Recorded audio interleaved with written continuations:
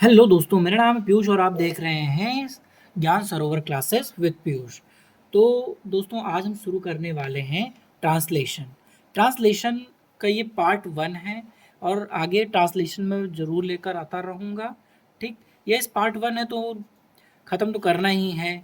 और ट्रांसलेशन काफ़ी लंबा टॉपिक है, लेकिन अगर आप सही से पढ़ते हैं तो ये ज़्यादा ना टफ है ना ज़्यादा बड़ा है। छोटी छोटी चीज़ें हैं जिनको आपको ध्यान रखनी पड़ती हैं।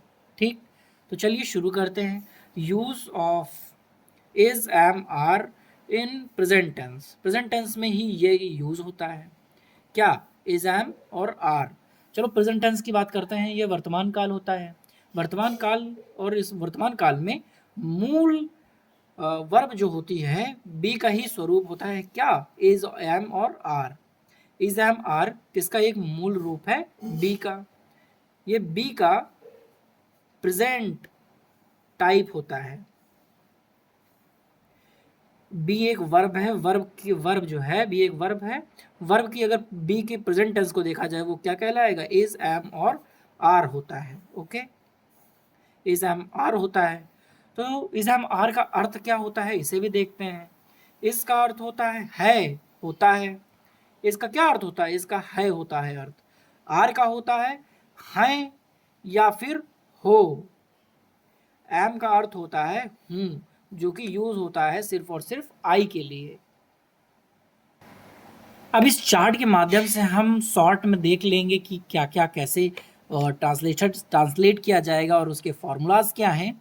तो चलिए देखते हैं। अफर्मेटिव जो सेंटेंस है, तो अफर्मेटिव में ये इज यूज होगा सिंगुलर सब्जेक्ट के लिए, जो कि जैसे कि ही सी इट, या सिंगुलर सब्जेक्ट। सिंगुलर सब्जेक्ट में क्या? जैसे कि आपका कोई नेम आ गया, किसी सिटी का नेम आ गया, या फिर किसी का भी नेम हो सकता है, कोई भी एक चीज़ हो सकती है, प्रोनाउन हो सकता है। नाउन या प्रोनाउन ही यूज होता है। ओके, सिंगुलर सब्जेक्ट यानी कि नाउन यूज कर सकते हैं।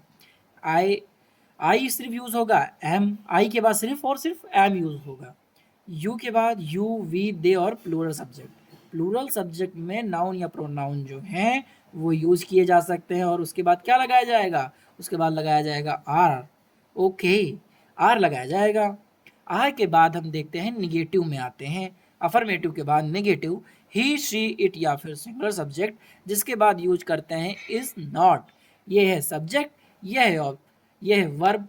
तो वर्ब के बाद में हम लगाएंगे नॉट। ओके, तो ही सी इट या सिंगुलर सब्जेक्ट के बाद यूज होगा हमारा इज नॉट। उसके बाद आई के साथ में am not. We you they plural subject, इसके साथ में भी होगा, इसके साथ में होगा आर नॉट।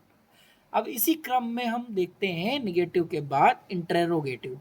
इंटेरोगेटिव में इज लगेगा, फिर आते हैं subjects. Okay, he she it singular subject, am के बाद आएगा फिर आई सब्जेक्ट, देन ऑब्जेक्ट, फिर आएगा you, are, you we they and plural subject. Are के बाद यूज होगा क्या? आर के बाद यूज होगा हमारे सब्जेक्ट्स। ओके, तो एग्जाम्पल देख लेते हैं। अफर्मेटिव का स्ट्रक्चर क्या चीज़ है? स्ट्रक्चर कैसे होगा? स्ट्रक्चर होगा subject, subject plus is then object. दूसरा है आर का यूज। आर का स्ट्रक्चर क्या होगा? Subject plus are then object, और फिर इसी के साथ में subject plus am then object. तो पहला है हमारा राकेश चालाक है। Rakesh is clever. इसमें एक चीज़ ध्यान रखना कि इसमें ये ही मेन वर्ब है, इसके अलावा कोई भी वर्ब नहीं आएगी। ठीक, इज आएगा, एम आएगा और आर आएगा। इन तीनों के अलावा no other verb used. Okay, इनके अलावा कोई भी वर्ब यूज नहीं होगी। यही मेन वर्ब है। मेन वर्ब का कौन कर रहा है? इज, एम और आर। और ये किस लिए जब हिंदी में ट्रांसलेट करते हैं? इसके अर्थ को लिखने के लिए है, या फिर हो है, या फिर हूँ है। तो उस चीज़ को दिखाने के लिए इज, एम और आर का प्रयोग किया जाता है। तो पहला है राकेश चालाक है। Rakesh is clever. दूसरा है वह आज यहाँ है। तो वह यानी कि ही क्या है? Singular. Is verb, here today, here है यहाँ, ठीक, क्या चीज़ है? ऑब्जेक्ट। अब टुडे क्या है? कॉम्प्लीमेंट दे दिया गया है कि वो आज यहाँ है, कल होगा नहीं होगा वो चीज़ नहीं बताई गई। क्या कहा? वह आज यहाँ है, वह अपने कक्षा की सबसे अच्छी लड़की है। तो यहाँ पे वह किसके लिए किया गया है? ये एक लड़की है। कौन है? लड़की। She is the best girl of the class, of her class. किसके? वह अपने कक्षा की, यहाँ देख रखा है ना, अपने कक्षा की, हर क्लास। चलिए अगला देखते हैं। नंबर 4 एग्जाम्पल है तुम्हारा भाई। तुम्हारा भाई आलसी है। तो तुम्हारा भाई आलसी के लिए क्या होगा? Your brother is lazy. Your क्या है यहाँ पे? देखो योर जो है ये केस है, ये सिंगुलर सिंगुलर के लिए यूज होगा। क्यों? ये तुम्हारी बात कर रहा है कि तुम्हारा भाई, तुम तो सिंगल हो ना, तुम्हें एज प्रोनाउन नहीं दिखाया गया यहाँ पे। ठीक, यू जो है, यू एक यू प्रोनाउन हो जाएगा। यहाँ पे सब्जेक्ट की तरह दिखाया गया है कि तुम्हारे भाई के बारे में बात की गई है। तुम्हारा भाई एक ही तो होगा। तुम्हारे किसी, जैसे तुम्हारे 4 भाई हैं तो 4 भाइयों की बात थोड़ी नहीं की गई है। तुम्हारा एक भाई है यहाँ पे। Your brother is lazy. तुम्हारा भाई क्या है? आलसी है। आलसी की क्या हो गई? लेजी हो गई। अब यहाँ पे 5वां है, वह सफ़ेद भालू है।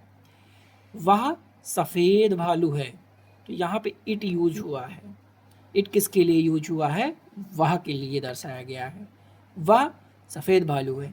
It is a white bear. Is a white bear. मैं आपका विश्वास पात्र हूँ। विश्वास पात्र हूँ, मैं आपका विश्वास पात्र हूँ। ठीक है, यहाँ पे किसको दिखाया गया है? मैं, यानी कि मैं। I am your confident, confident. Okay, I am your confident, confident. तुम कायर हो। तो तुम, तुम्हें, तुम्हें, तुम्हें दर्शाया गया है ना कि तुम कायर हो। तुम कायर हो, तुम कायर हो। You are a coward, you are a coward. अच्छा, बोलने की तरीके पर भी ध्यान दीजिएगा, क्योंकि जब भी आप ट्रांसलेशन करते हैं सिर्फ ट्रांसलेशन पर ध्यान मत दीजिएगा कि उसके भाव क्या दिखा रहे हैं, कि वो किस तरह से बोल रहा है। भाव पे ध्यान दीजिएगा। जब आगे में जब वो in future or in another video when we talk about uh, speaking speaking English, okay, speaking fluent English, speaking fluent English,